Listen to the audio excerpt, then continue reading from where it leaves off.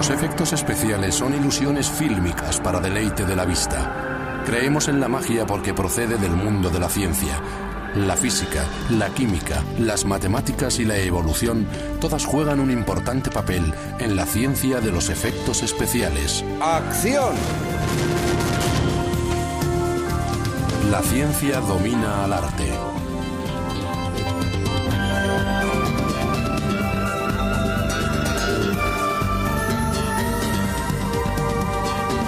La ciencia de los efectos especiales.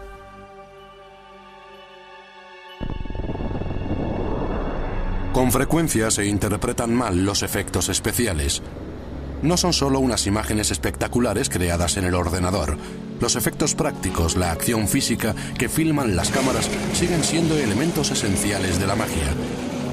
La serie televisiva Expediente X descansa en gran medida en los efectos visuales creados en el ordenador.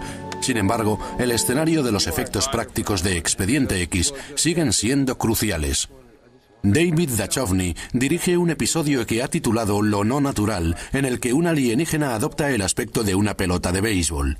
El guión dice que hay una pelota que golpea tan fuerte que se adhiere a un cactus. Dicho efecto práctico es creado por Bob Calvert con la ayuda de la ciencia. David, ¿Sí? ¿podríamos dejar la pelota ahí? ¡Acción! Son recipientes a presión. Introducimos nitrógeno comprimido. Lo sometemos a una presión de 8,5 kilos por centímetro cuadrado.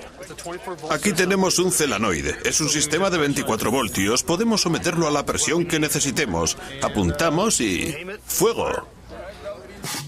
Al disparar desde 5 metros, Bob se da cuenta de que una presión de 8,5 kilos por centímetro cuadrado es perfecta. Para disparar desde más lejos necesita un recipiente con una presión mayor. Ha llegado el momento de la gran carrera. Un artista de efectos prácticos puede estar constantemente haciendo carreras. Como puedes ver, es mucho más grande. En Expediente X dicen, la verdad está ahí. Pero la verdad es que los alienígenas son creados por unos efectos especiales logrados gracias al maquillaje. 3 maquilladores trabajan febrilmente de 4 a 5 horas en preparar a Walt Phelan. Sobre todo, es cuestión de paciencia. Tienes que reflexionar y adaptarte. No puedes sentir claustrofobia.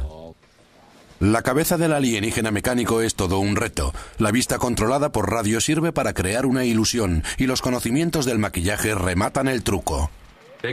El mayor problema consiste en que la goma parezca de verdad. Siempre es así, porque ponemos muchas capas. Hemos de crear la sensación de que no hay uniones y hemos de darle color de tal forma que no parezca una máscara. Ha de parecer natural. Muchas veces cuando te pones a hacerlo, el aspecto que consigues es de máscara, hasta que le pones un poco de rojo y de repente recobra vida. Adquiere un aspecto mucho más natural. En el escenario, el departamento de efectos también utiliza la química. Las teas se apagan con hielo seco. El hielo es CO2 en estado sólido.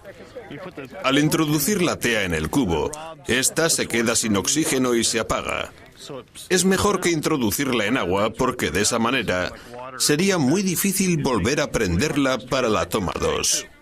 Mientras en el tráiler del maquillaje la máscara va tomando forma en los pómulos de Walt. ¿Qué parte es? En los pómulos aprieta tanto ¿Está muy prieta? que me está matando.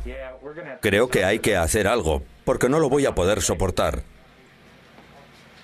No aguantaré tanto. Bien. Adelante. Afortunadamente, aún no le necesitan en escena. Lo que necesita el director ahora mismo es otro truco. El guión señala que un lanzador humano llamado Moose logra derribar con su pelota de béisbol a 3 jinetes. Está claro que Moose necesita un poco de descanso tras una larga noche. Utilizamos las 3 armas que tenemos para dispararles. Esta vez utilizaremos pelotas de goma, no las duras que utilizamos la última vez. Me va a sustituir algo capaz de lanzar a 160 kilómetros por hora. Está muy bien. Bob y el equipo de los efectos se preparan para derribar a 3 jinetes en una sola toma. Pero al coordinador de los dobles le preocupa que el ruido de los cañones espante a los caballos y le dice al ayudante del director que le diga al director que se olvide del truco. Le vuelven a llamar a Moose para que sustituya a los cañones que funcionan con nitrógeno. Con toda esa maquinaria y volvemos al hombre. 5 minutos de descanso y estaré lista otra vez. Apunta. ¡Acción! Corten e impriman. Ahora. Apunta. ¿Qué te había dicho? A la primera toma. A la primera. Las cosas no van tan suaves en el camerino del maquillaje.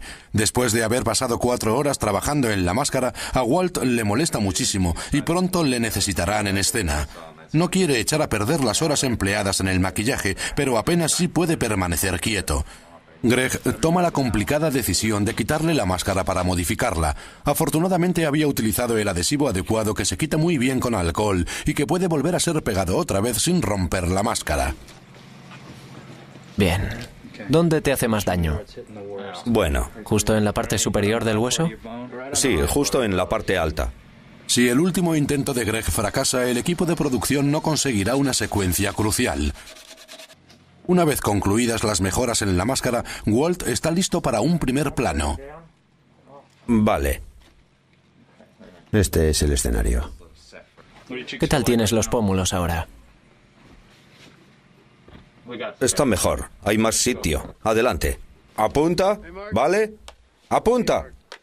Se volverá a necesitar al alienígena para la siguiente secuencia, en la que un personaje llamado el Cazador de Recompensas se prepara para ejecutar a los alienígenas que se han aficionado al béisbol. Te enseñaré mi rostro antes de matarte.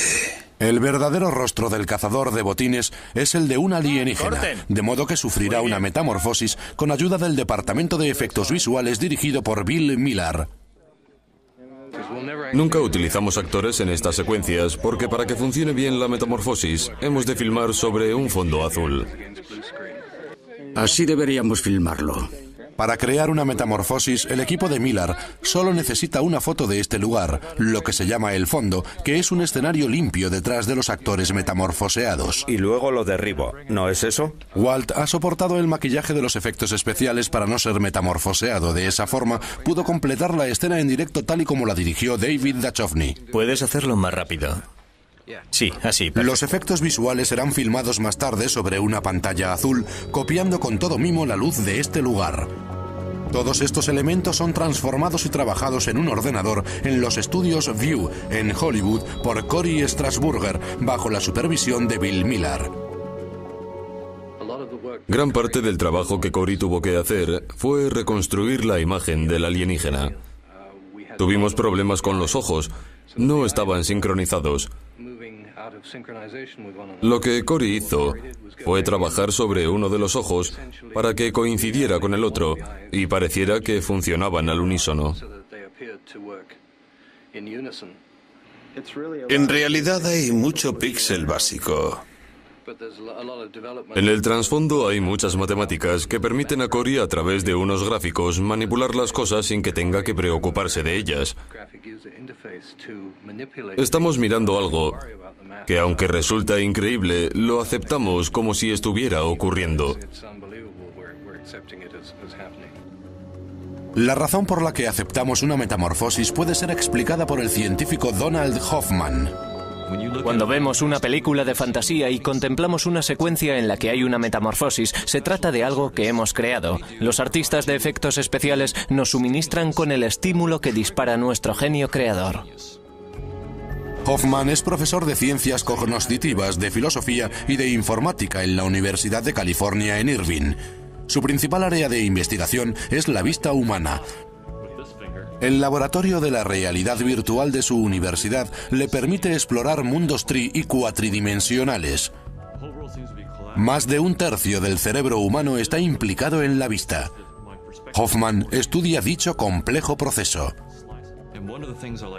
Una de las cosas que me gustan es estudiar las ilusiones visuales porque son la clave para percibir los trucos, los procesos, las reglas que la visión humana utiliza para crear los mundos visuales.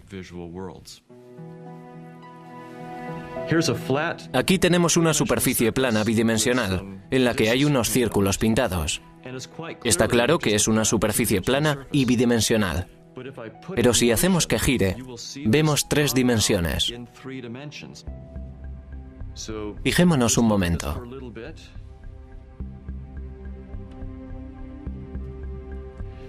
Se ve como los discos empiezan a aparecer en 3 dimensiones. Tienen la profundidad de 3 dimensiones. Eso es lo que constantemente ocurre con la vista en el cerebro. Cada vez que vemos algo en profundidad, creamos esa profundidad porque no está en la retina. Todo lo que percibe el ojo es llano, bidimensional. Carece de profundidad. Las imágenes son ambiguas, tienen innumerables interpretaciones, incontables mundos que nosotros somos capaces de crear. El problema fundamental con la vista es la creación de un mundo útil a partir de las imágenes percibidas por el ojo. La metamorfosis funciona porque el sistema visual reconstruye el movimiento y los objetos a la vez. En una secuencia de metamorfosis se parte de la cara inicial que vemos y la final que quieren que veamos, quizá la cara de un alienígena. Conectan los extremos de los ojos, la barbilla, la cabeza y van deformando lentamente los rasgos de la primera para llegar a la segunda. Eso funciona porque la vista va perfilando los contornos a un nivel muy bajo de la imagen, registra los perfiles, las formas en 3 dimensiones, pero no identifica la identidad de los objetos. La metamorfosis funciona porque está engañando a la vista al ver que un ojo se transforma en otro. Una frente se transforma lentamente en la otra. Y lo mismo ocurre con la barbilla. Si le damos a la vista un estímulo sofisticado y bien diseñado, eso inicia una construcción muy sofisticada del sistema visual. Crearemos unos efectos fantásticos. Stan Winston es precisamente famoso por crear espectáculos sofisticados para la vista. La sala de conferencias de los estudios Winston es un museo de sus trabajos. Stan ha ganado 4 Oscars. Primero por Aliens, luego 2 por Terminator 2 y finalmente por Parque Jurásico. Stan empezó queriendo ser actor. Hizo de maquillador en un descanso. Pero era demasiado bueno maquillando. Aparqué lo de actor y seguí creando personajes detrás del escenario, siempre intentando llegar un poco más lejos y no limitándome al mero maquillaje. Me fui centrando en las marionetas, en los animales guiados por la electrónica, en la robótica y recientemente incluso en los ordenadores y en el mundo digital. Siempre partiendo de que mi trabajo consistía en crear un personaje, no en crear una tecnología. Siempre he utilizado la ciencia para avanzar en el arte, aunque siempre ha sido el arte el que ha tirado del tren. En la actualidad, Stan Winston está dirigiendo Las criaturas de Galaxy Quest, una comedia para la que se han creado unos alienígenas muy amables llamados los Termians. Los Termians fueron realizados con nuestra tecnología. Son unos guiñoles maravillosos. Hemos utilizado una amplia gama de ciencias, desde la química para las pieles y los tejidos, a la electrónica para las señales, desde los controles de radio a los aparatos, a la ingeniería para los robots y la informática. Son todas las ciencias en una, al entender que todas se unen con un solo fin: crear un personaje. Se necesitan una docena de expertos en guiñoles en el escenario para hacer que los Termians funcionen. En realidad, es un controlador que tira de un cable de acero unido a un cable que actúa en el interior de la cabeza. Solo en este cuerpo tenemos de 10 a 12 movimientos. La sincronía es total. Tenemos que ser un equipo muy compenetrado para que todo salga perfecto. Todo el mundo tiene su misión que realizar. El arte de crear un personaje exige que el artista esté en sintonía con la ciencia del personaje que está creando. Ha de saber de anatomía. Ha de entender las formas del proceso evolutivo. La evolución. La humanidad. ¿Qué es lo que hace que los seres vivos vivan? Para poder reproducirlo en los personajes que crea. Cuando confeccionamos los dinosaurios para el Parque Jurásico, realizamos muchas investigaciones. Investigamos todo sobre los dinosaurios. Trabajamos con paleontólogos. Nos aseguramos de que los dinosaurios eran paleontológicamente correctos, que todo se basara en la realidad, en la ciencia. El reto de recrear los dinosaurios ha intrigado a muchos cineastas, incluido a Phil Tippett, quien estuvo trabajando 2 años en su garaje para hacer una película de 10 minutos de duración titulada Prehistoric Beast. Afortunadamente tenía experiencia en los efectos especiales. Filmé mi primera película, Prehistoric Beast, como la culminación en Lucasfilm. Allí trabajé en la Guerra de las Galaxias.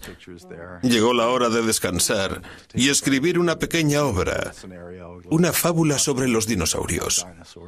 En realidad, los dinosaurios fueron unos animales muy bien adaptados que desaparecieron debido a la mala suerte tras el impacto de un asteroide. Irónicamente, fueron los dinosaurios los que iban a poner en peligro a Tippett. Steven Spielberg le contrató para que creara los dinosaurios de Parque Jurásico. Fue el mayor reto de Tippett. Parque Jurásico fue el punto de inflexión de los efectos visuales y de Phil Tippett. Había una secuencia larga y magistral. Tuvieron la sensación de que era una buena oportunidad para hacer que los gráficos por ordenador dieran un paso al frente. Hicieron que las cámaras se acercaran cada vez más y las cosas resultaban francamente bien, lo cual nos asombró mucho a Stephen y a mí.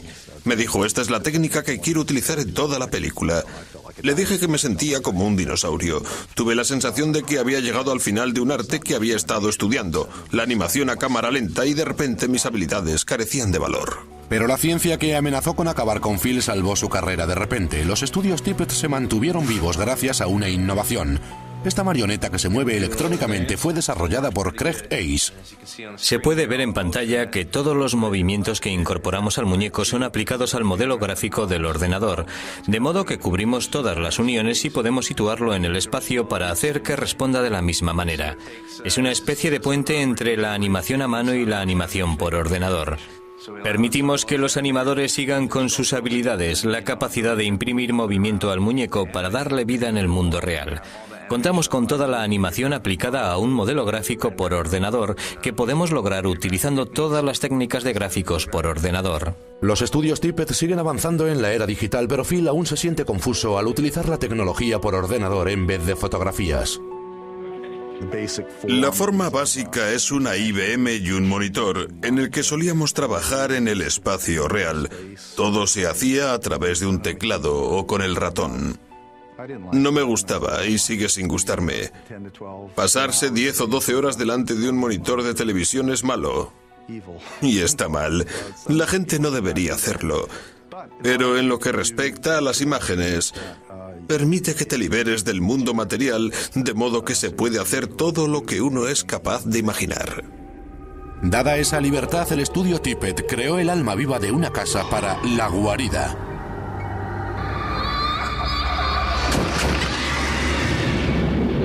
Dios mío, ¿qué ocurre? En esta película, una casa amenaza a todo el que ose pasar una noche en ella. Todos los trucos fueron creados en el ordenador. Utilizamos muchas matemáticas para las manos. Salen rápidamente de la boca y luego se ralentizan, de modo que hubo que calcular el tiempo según el factor distancia, como se puede apreciar en estas curvas. Aquí las manos salen rápidamente y luego se ralentizan. Los artistas que pasan mucho tiempo en el mundo virtual a veces carecen de la experiencia del mundo real que poseen los animadores tradicionales. Con el fin de colaborar con los artistas digitales, Ace desarrolló un láser para escanear los objetos en 3 dimensiones, como esta cabeza, por ejemplo, que es la que aparece en las cortinas de La Guarida.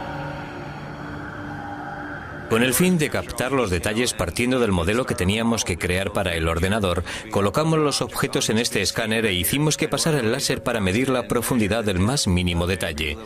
Un par de cámaras de vídeo y un láser que pasaba a través de una lente lo convertía todo en una tira. Luego colocamos espejos a ambos lados para conseguir diferentes perspectivas.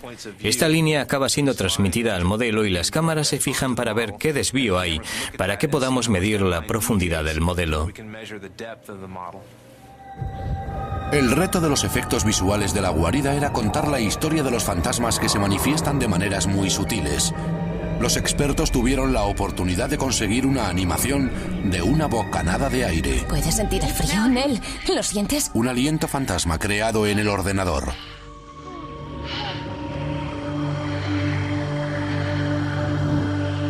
Cuando hablan de cosas misteriosas, echan el aliento como si estuvieran en una habitación fría. En algunas películas lo que se hace es trabajar con los actores en una habitación fría en la que se aprecia el aliento y luego retocan la película para quitarlo.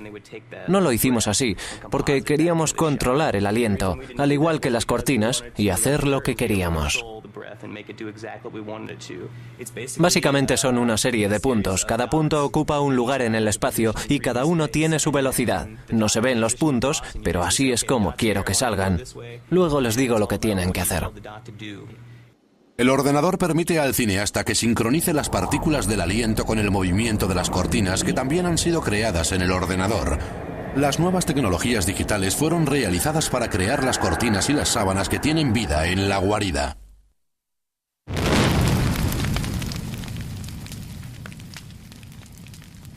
En Melrose Place lo que pedían era una explosión de la que pareciese que nadie podría salir vivo. Dejaron todo en mis manos para que lo consiguiera. Lo cargamos bien todo y una vez detonada no quedó nada. Para el capítulo final de la serie Melrose Place, una cabaña de pega fue meticulosamente construida para que explotara, pero que no le hiciera daño al doble. Como tenía que explotar, fue construida con materiales ligeros de forma que cuando explotara no le cayeran los pedazos al doble. Utilizamos 120 metros de Primacord en la explosión. El Primacord es una mecha utilizada en la minería. En cuanto prende el calor y el fuego avanzan a la velocidad del rayo a 1600 metros por segundo. Los pirotécnicos cuando la cortan lo hacen como si fueran cirujanos para que no explote. El Primacord sirve para quitarlo de fuera. Luego utilizamos un puñado de bombas de pólvora negra y morteros, además de algunos escombros y un poco de gasolina para el incendio. Dentro de los morteros hay pólvora negra. John Gray y su equipo poseen licencias que les permiten el manejo de explosivos. Te acostumbras a trabajar con ello. Piensas en lo que podría pasarte si esto explotara.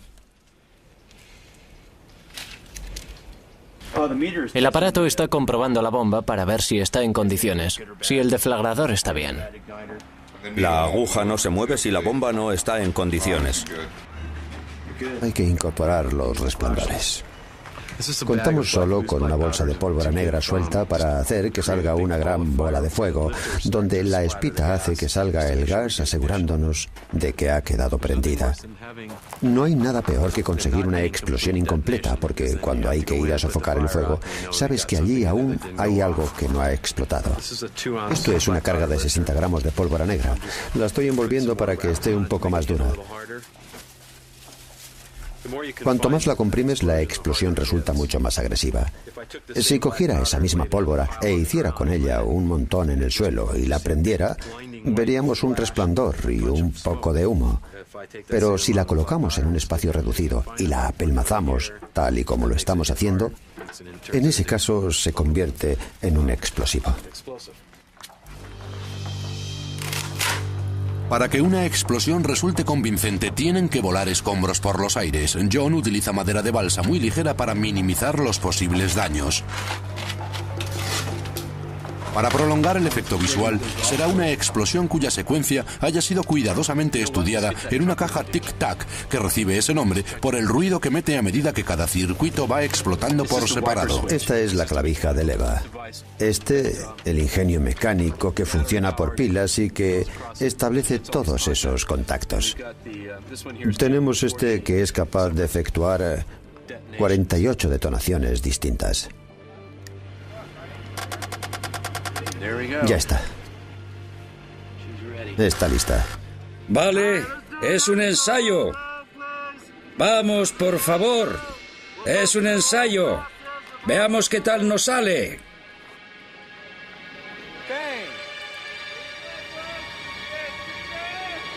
¡Acción!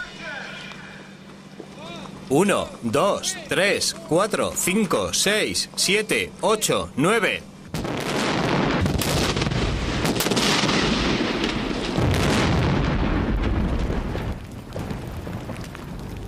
Si alguien resultara herido, John Gray estaría en la cuerda floja.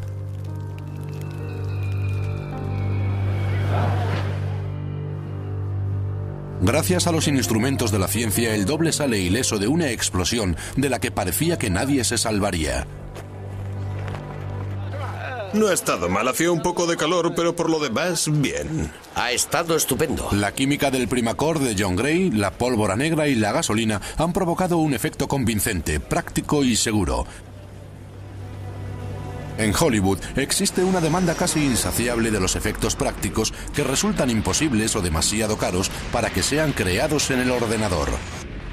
Atención, SOS, SOS, SOS. Atención. John Gray recreó el viento y la lluvia para la secuencia de un accidente de avión en la película Quarantine. La explosión, aunque más pequeña que la del Melrose Place, se llevará a cabo en esta secuencia combinando los efectos prácticos, la acción en directo, maquetas y los gráficos por ordenador. Sam Nicholson, experto en efectos visuales cinematográficos, cree en los ordenadores, pero conoce sus limitaciones. Somos especialistas en alta tecnología cinematográfica, los gráficos en el ordenador que se funden con la fotografía de la acción en directo, con las pantallas verdes, las maquetas, la fotografía de alta resolución y la fotografía aérea, y luego pensamos cómo lo mezclamos todo. Tenemos el accidente de un reactor. Por supuesto, no vamos a provocar el accidente de un reactor de verdad. Ahí está la pregunta creativa. ¿Cómo lo hacéis? Bien, empecemos. Repartes guiones a todo el mundo. Los de diseño gráfico dicen que lo enfocarían de esta manera. Los de las maquetas lo harían de esta otra. A los que están dentro de la acción siempre les gusta hacerlo como si fuera de verdad, a lo grande. Pero en este caso no es posible provocar un accidente con un reactor de verdad. Empiezas a dar vueltas a las cosas y piensas que las maquetas ofrecen la posibilidad de jugar con la pirotecnia. ¿Qué tamaño tiene la bola de fuego? Sam confía en que John logre unas explosiones a una escala adecuada. Sí, 25 de largo. Echaros hacia atrás. ¿Preparados? ¡Luces! Para completar la ilusión de que explota un avión de verdad, las cámaras corren a velocidades que van desde 1,5 veces a 5 veces la velocidad normal, para ralentizar las llamas y proporcionar un efecto visual que sea científicamente consistente con la maqueta. Los campos científicos que utilizamos entrañan obviamente mucha física, porque cuando en la vida real provocas un accidente aéreo, implicas a la física y pones en riesgo vidas. Por lo tanto, tienes que asegurar las cosas. ¡Acción! ¡Acción!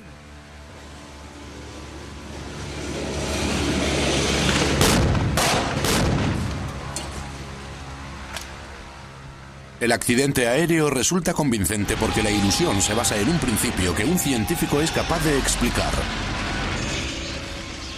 Utilizan una maqueta muy pequeña en muchas partes de la película. El sistema visual no lo percibe. La razón es lo que llamamos la constancia de los objetos. El sistema visual posee cierta inteligencia sobre el tamaño real de los objetos y lo incorpora a la hora de interpretar las imágenes. Este es uno de los pocos casos en los que tenemos un conocimiento de alto nivel que influye en lo que vemos. Los artistas de los efectos completarán la secuencia haciendo que el avión se parta en dos, provocando su destrucción en una tremenda bola de fuego. Será una explosión en 5 fases, un montón de fuego y muchos explosivos capaces de arrancar el acero, el aluminio, los tornillos y todos los elementos de los que está hecho un avión. Por lo tanto, colocaos en un sitio resguardado. Si queréis ver la explosión, que haya algo por medio entre vosotros y ella. ¡Acción! Los que piensan que todo se puede hacer en un ordenador, bueno, quizá algún día sea así. Pero yo digo que a mí me gusta el mundo real. Y creo que las imperfecciones del mundo real son las que nos hacen ser humanos. Los elementos básicos de la naturaleza, el viento, el fuego, el agua, siempre han sido el Sancta Sanctorum de los diseños gráficos. Si pudieran ser recreados con realismo y sin mucho gasto, no habría necesidad de echar mano de los efectos para nada. Parte del tesoro fue hallado en una inundación. Nick Foster fue el científico creador en el ordenador de la maqueta de agua de Hormigaz que ganó el Oscar. Querían que el agua pareciese algo real y orgánico. Eso era exactamente en lo que yo había estado trabajando. Creo que los mejores efectos especiales que he visto estos últimos años han sido los que tenían algún elemento científico. Cuando trabajas con los efectos especiales, es más fácil utilizar la ciencia a la hora de hacer una maqueta que inventar la forma artística de hacer dicha maqueta. Debido a sus movimientos complejos, resultaba imposible copiar el agua en el ordenador. Nick Foster estaba intrigado por este reto mientras trabajaba en su doctorado. Exploró en las matemáticas. Existe un conjunto de ecuaciones muy sencillas que reciben el nombre de Navier-Stokes. Funcionan desde el siglo XVIII. Mucho antes de que aparecieran los ordenadores, un par de individuos, Navier y Stokes, simultáneamente desarrollaron dicho conjunto de ecuaciones que describen todas las fuerzas que actúan en una pequeña cantidad de agua.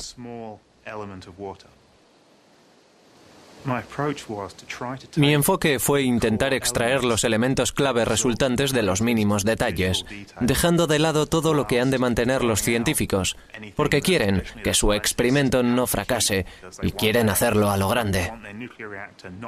El caso es que si funciona mal, entonces tienes problemas.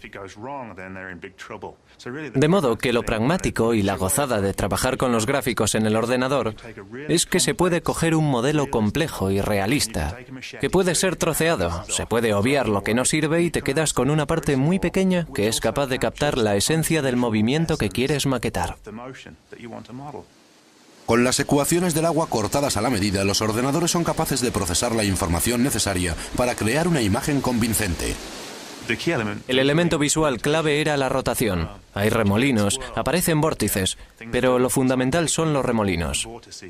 El elemento clave que no había sido caracterizado hasta entonces era la rotación. Y otra cosa que no se había atendido antes y que necesitábamos en Hormigaz era el chapoteo del agua.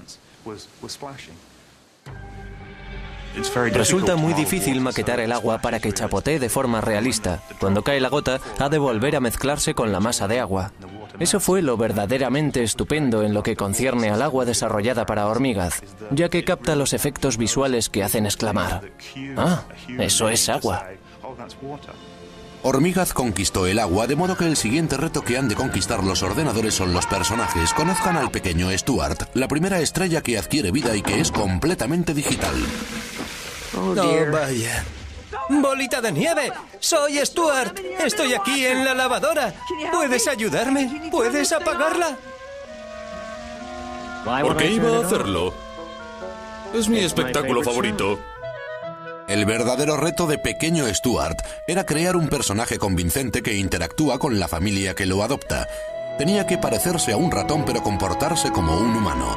Para resolver el problema, los de efectos visuales en Sony Image acudieron a Stuart Sumida, un paleontólogo. El pequeño Stuart es un buen ejemplo de cómo se obtiene información y datos científicos para darles la vuelta y hacer algo entretenido empleando la anatomía animal. El pequeño Stuart es anatómica y funcionalmente un ratón. Tiene la estructura de un ratón, ese fue nuestro punto de partida, la anatomía del animal. Estos movimientos tienen el giro y la inclinación que se espera ver en los humanos, pero la rotación y los giros son hechos por los músculos de la cadera de un ratón, lo que no resulta nada fácil. El pequeño Stuart Es un personaje que ha de ponerse enfrente de las cámaras. No puede estar todo el rato sobre las cuatro patas. De modo que se yergue como si fuera un humano. Hemos pasado mucho tiempo comentando los movimientos humanos para llegar a un compromiso entre la postura humana vertical y la de un ratón, cuya columna va paralela al suelo, y al tiempo mantener el aspecto, toque y movimiento de un ratón. Al principio, los personajes creados en el ordenador son animados sin piel ni ropa. El director de animación es Henry Anderson. El papel del director de animación es muy parecido al de un actor en la película. He de conocer a Stuart. Debería ser yo la persona que mejor conoce a Stuart. Hay dos secuencias. Stuart está sentado en el suelo. Se ve que está tumbado. Está en esta postura y le preguntan: ¿qué vas a hacer, Stuart? Contesta él: me voy a casa. Mi objetivo ha sido hacer que su actuación sea lo más creíble posible. He ido de animador a animador viendo lo que estaban haciendo, hablando con ellos para que se centraran más en lo que es Stuart y para que hicieran los pequeños ajustes, para que todo fuera más fluido, acelerando esto, ralentizando lo otro. Oh, sí, esto está mucho mejor, estupendo. Sí, está pero que mucho mejor. Estupendo.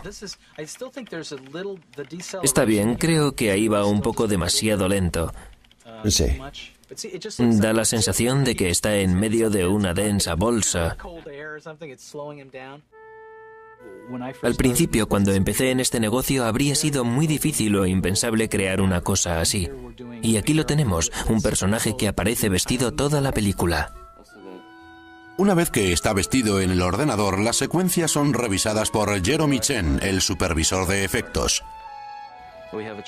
Controlamos bien todo lo que pasamos a los encargados de crear esta ilusión de piel y ropa en movimiento. En realidad es una mezcla de arte y ciencia.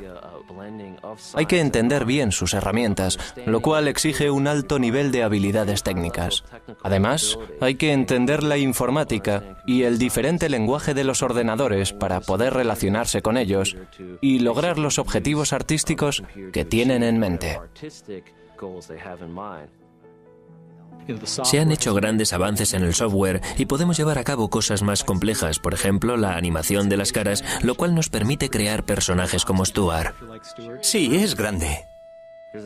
En la expresión facial entra la psicología, la biología. Y luego están todos esos pequeños detalles del día a día que el artista ha de saber imprimir. Pasamos mucho rato diseñando los instrumentos que el artista ha de controlar para que consiga el efecto de los ojos que van cambiando de toma a toma. Presenta una gama de expresiones que se esperan de un humano. Es un híbrido maravilloso que funciona muy bien. Stuart, ¿te encuentras bien? Estoy bien, mamá. Estoy... Para crear a un buen ratón se necesita un paleontólogo, para un sistema solar a un astrónomo. En la película Supernova contrataron a Jackie Green, una astrónoma. La filosofía que yo quería incorporar era que siempre que pudiéramos, meteríamos ciencia de verdad. Considero que el cine es capaz de crear una visión de lo que queramos que sea el futuro. Jackie Green hace tiempo que se inspiró en una misión espacial para seguir con su vocación de astrónoma. Cuando alunizó el Apolo 11, yo tenía 13 años. Jamás olvidaré cuando iba por nuestro jardín en Lubbock, Texas, mirando hacia la luna, pensando que había gente en ella. Tuve la sensación de que la humanidad era capaz de lograrlo todo. Aquel era nuestro mayor sueño. Y aquí en la Tierra podíamos tener grandes problemas. Pero aquello era una visión de lo que podíamos llegar a lograr en la vida. Desde entonces no he parado en buscar lo que yo llamo la sensación del Apolo. Quiero llevar esa sensación a los demás. Y la he vuelto a descubrir aquí, en mi laboratorio. En su laboratorio trabaja diseñando escenarios del universo utilizando materiales que ha encontrado en la Tierra para simular las superficies de otros planetas.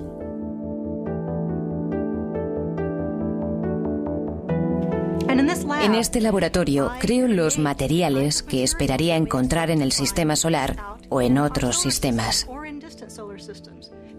La NASA ha pasado del reconocimiento del sistema solar, donde solía enviar objetos volantes, a aterrizar en dichos lugares, como por ejemplo en un cometa. Pero los entendemos tan poco que podemos acabar aterrizando en algo que tenga la consistencia de un banco de nieve o sobre algo que es 5 veces más resistente que el cemento. En el laboratorio intenta comprender cómo pueden ser las superficies de los cometas, los asteroides, etc. Al experimentar con los materiales terrestres que imitan los suelos alienígenas, colabora con la NASA para poner a prueba nuevos equipos de aterrizaje de las naves espaciales. En la película Supernova, Jackie desempeñó un papel similar al ayudar a crear las superficies extraterrestres y los escenarios para Marek Dobrowolski. El escenario resultó ser enorme, 75 metros de largo, 45 de ancho y 13,5 de alto, lleno de hielo y minerales. En el desarrollo de Supernova, Jackie trabajó con Marek para asegurarse de que la ficción se basaría en la ciencia. En la naturaleza existen 4 fuerzas fundamentales: la gravedad, el electromagnetismo, una fuerza nuclear pequeña y otra grande. Todas operan con el universo. Eso era lo que teníamos que hacer que funcionara en Supernova, tal y como funcionan aquí. La nave ha sido diseñada de tal forma que rota. Dicha rotación crea el tirón de la gravedad que hay en la Tierra. Cuando el guión exigía algún elemento celeste en el que podrían caber unas minas, Jackie fue la que dio la idea y sugirió que podríamos empezar con un cometa o una luna helada. Este sistema solar fue creado en Digital Domain bajo la supervisión de Jonathan Ekstad. La luna de la izquierda del recuadro también fue elaborada en el ordenador. Era un mapa de alta resolución que había sido pintado utilizando unas fotos fijas de la luna y de otras fuentes. Jackie Green también colaboró en la clase de superficie lunar con la que íbamos a contar, si es que iba a estar sometida a una gran actividad volcánica o si se iba a cuartear, si iba a tener hielo, agua y demás elementos. En la superficie habría hielo, agua, dióxido y monóxido de carbono. Utilizamos agua para descomponerla en hidrógeno y oxígeno, que son 2 estupendos combustibles para los cohetes. Los conocimientos químicos que Jackie tiene proporcionaron a los cineastas el combustible para los cohetes, pero la nave Supernova es capaz de desplazarse a más velocidad que la de la luz.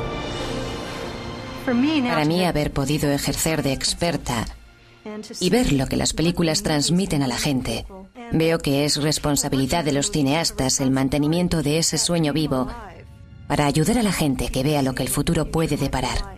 El futuro de los efectos especiales podemos verlo en El Club de la Lucha, un film sobre 2 hombres aburridos que encuentran divertido luchar entre sí a puñetazo limpio. Duele. El miedo a la agresión que siente el personaje interpretado por Edward Norton en El Club de la Lucha emana del interior de su cerebro, que es donde empieza la película con unos efectos espectaculares. Esta secuencia recorre la substancia gris para ofrecer la visión más realista del cerebro humano que jamás haya sido vista. Los efectos visuales fueron creados por Kevin Mack, quien, a diferencia de algunos artistas, no tiene duda sobre el potencial de los ordenadores. No hay nada que no se pueda hacer con el ordenador. No hay nada que no podamos hacer con el ordenador que no parezca totalmente real. En el cerebro del Club de la Lucha, el ordenador es vital porque las estructuras son demasiado complejas para que sean dibujadas y animadas a mano. Para la creación de estas formas tan intrincadas, Kevin creó el software que imita a la naturaleza utilizando las normas descubiertas por los botánicos y que describen el desarrollo de las plantas. Los científicos denominan a esto vida artificial, ya que las nuevas reglas generan unos resultados complejos como son las leyes del crecimiento, de la genética y la evolución.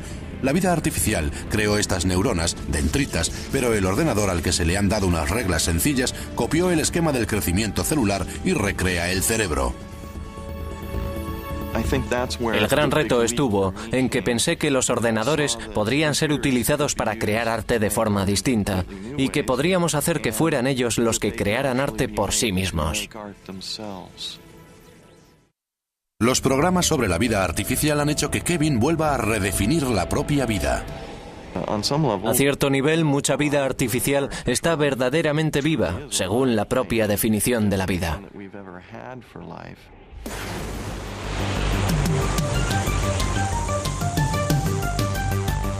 Muy pronto seremos capaces de coger la genética artificial, formas de vida artificiales, y desarrollarlas en un mundo de verdad. Seremos capaces de sustituir unos cuantos miles de millones de neuronas en nuestro cerebro. La llegada de la vida inteligente artificial cambiará el mundo mucho más de lo que lo ha cambiado el automóvil, la informática o todo lo que hemos tenido hasta ahora. Todo es posible. Todo. Conseguiremos crear vida artificial y es algo que nos superará en la escala evolutiva.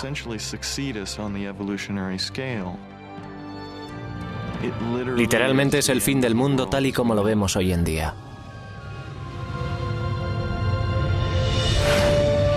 La vida artificial vuelve a definir el matrimonio entre la ciencia y los efectos especiales. En el siglo XX las películas han sido mejoradas por la ciencia, pero en el nuevo milenio el cine tendrá que pagar su deuda. La ciencia avanzará gracias a las exigencias del cine. Hollywood gasta mucho más dinero que el que los científicos puedan llegar a tener jamás. Su fin es divertir. Sin embargo, la ciencia de los efectos especiales está colaborando en la mejora de la propia ciencia.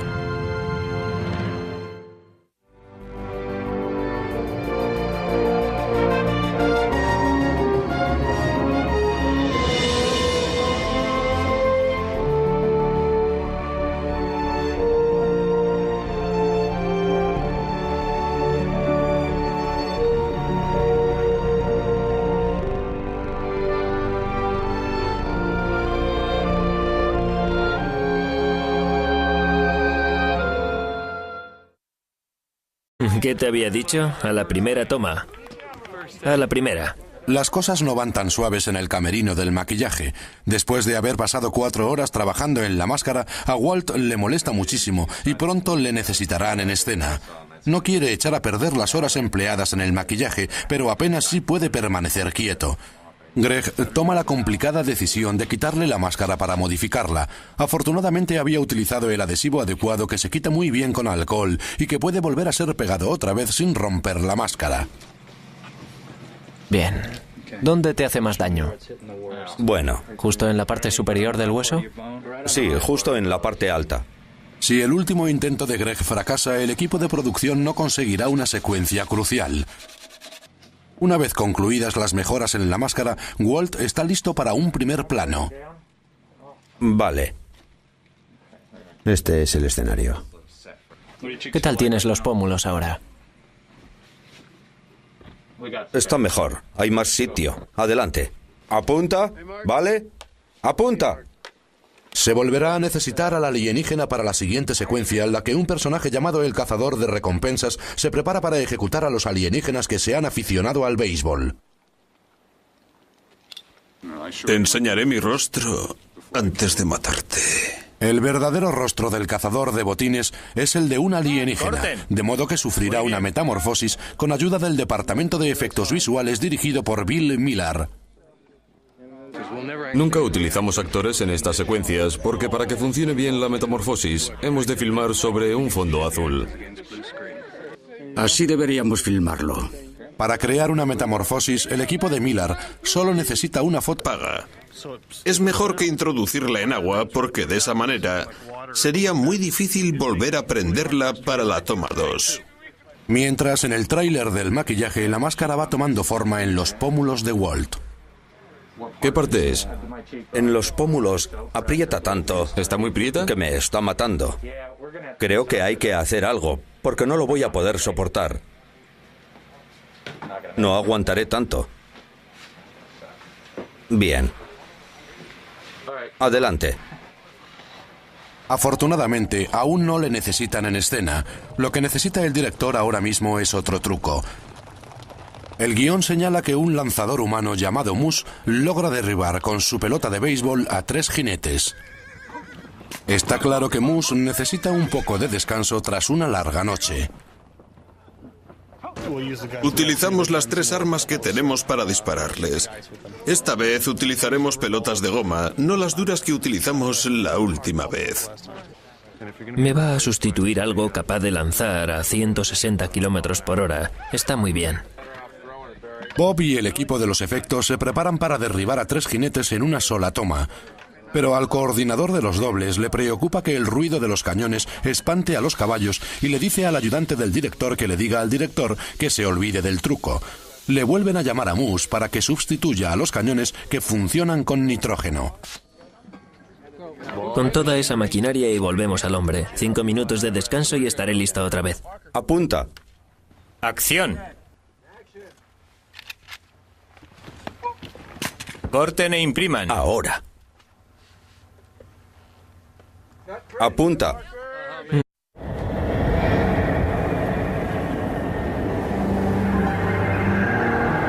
Los efectos especiales son ilusiones fílmicas para deleite de la vista. Creemos en la magia porque procede del mundo de la ciencia.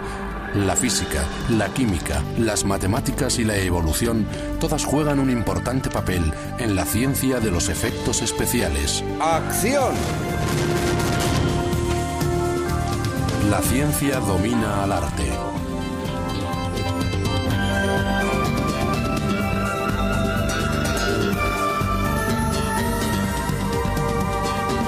La ciencia de los efectos especiales.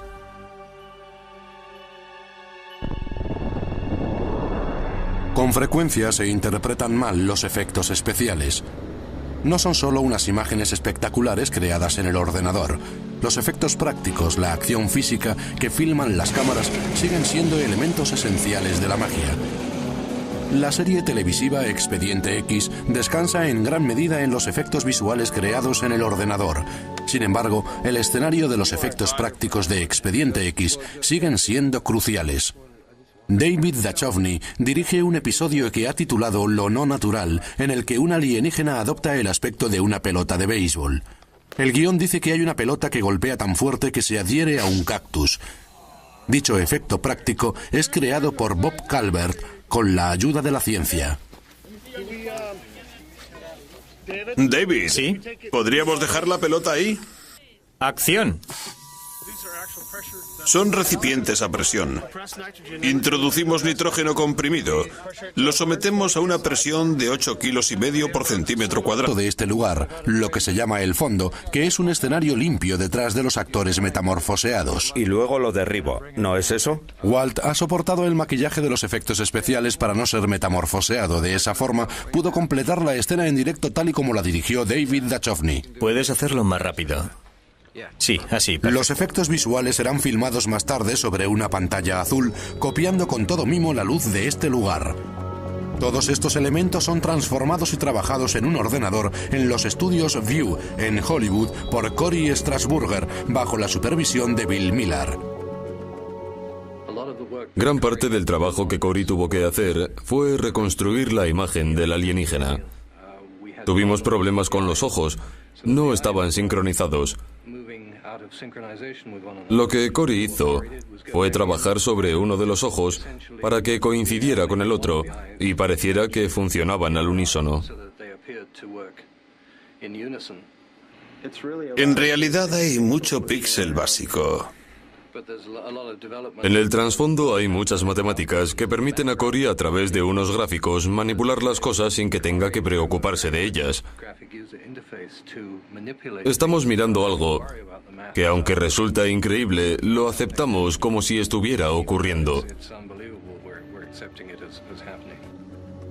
La razón por la que aceptamos una metamorfosis puede ser explicada por el científico Donald Hoffman.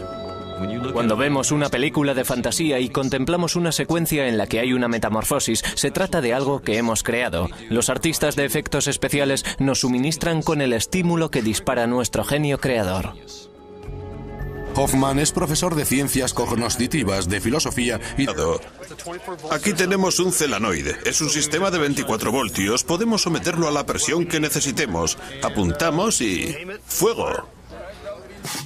Al disparar desde 5 metros, Bob se da cuenta de que una presión de 8,5 kilos por centímetro cuadrado es perfecta. Para disparar desde más lejos necesita un recipiente con una presión mayor. Ha llegado el momento de la gran carrera. Un artista de efectos prácticos puede estar constantemente haciendo carreras. Como puedes ver, es mucho más grande. En Expediente X dicen, la verdad está ahí. Pero la verdad es que los alienígenas son creados por unos efectos especiales logrados gracias al maquillaje. 3 maquilladores trabajan febrilmente de 4 a 5 horas en preparar a Walt Phelan. Sobre todo, es cuestión de paciencia. Tienes que reflexionar y adaptarte. No puedes sentir claustrofobia. La cabeza del alienígena mecánico es todo un reto. La vista controlada por radio sirve para crear una ilusión y los conocimientos del maquillaje rematan el truco. El mayor problema consiste en que la goma parezca de verdad. Siempre es así, porque ponemos muchas capas. Hemos de crear la sensación de que no hay uniones y hemos de darle color de tal forma que no parezca una máscara. Ha de parecer natural. Muchas veces cuando te pones a hacerlo, el aspecto que consigues es de máscara, hasta que le pones un poco de rojo y de repente recobra vida. Adquiere un aspecto mucho más natural. En el escenario, el departamento de efectos también utiliza la química. Las teas se apagan con hielo seco. El hielo es CO2 en estado sólido. Al introducir la tea en el cubo, esta se queda sin oxígeno y se